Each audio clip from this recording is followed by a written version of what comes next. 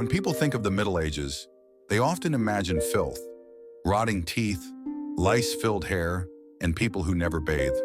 But that image is only half true. While cleanliness wasn't modern, medieval people cared deeply about hygiene. From daily face washing to weekly baths, the truth is more complex than the stereotype. Contrary to myth, people didn't fear water. Villagers used streams, rivers, and wells daily to wash their faces, hands, and feet. Morning rinses were common. Even the poorest peasants knew the value of washing before meals or after work.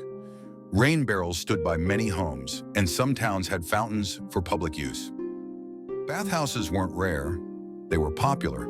In towns, people paid to visit public baths, often heated by fire or coals. Some were simple tubs, others full social spaces. Nobles had private baths lined with wooden planks or stone. Bathing was a ritual, sometimes with scented herbs and relaxing oils. Cleanliness could even be luxurious. Soap existed. It was coarse, made from animal fat and lye, and sometimes mixed with lavender or rosemary. Peasants might use ashes and sand for scrubbing. Herbs like sage and mint were used to freshen breath or scent water. The wealthy had perfumed cloths to wipe their hands and faces, a medieval form of a wet wipe. Going to the toilet wasn't as primitive as you think.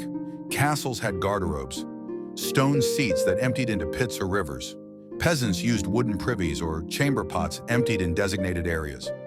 Some towns had regulations on waste disposal. It wasn't clean by modern standards, but it wasn't chaos either. There were rules. Toothbrushes didn't exist, but twigs, cloth, and rinsing with herbs helped. People chewed on mint or parsley to freshen breath. Body odor was masked with flower sachets, oils, or simply by changing linen shirts, which absorb sweat. The myth of everyone stank ignores that people noticed and minded smells. Linen underclothes were common and washed often. Shirts were worn next to the skin to absorb sweat and protect outer garments. Laundry was done in rivers or tubs, scrubbed with lye or ash. Drying took place on hedges or wooden racks. Washing clothes was hard work, but it was part of routine life. The church promoted both spiritual and physical cleanliness. Monks bathed regularly and followed hygienic rules. Some abbeys had indoor plumbing.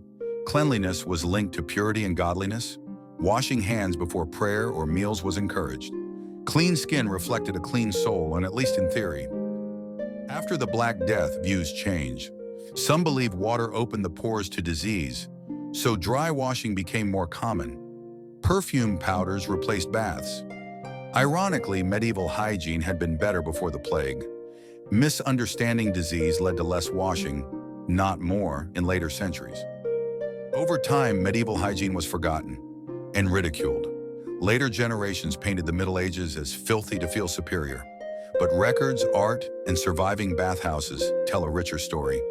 No, they weren't modern, but medieval people weren't ignorant savages either. They washed, they cared, and they tried, just like us.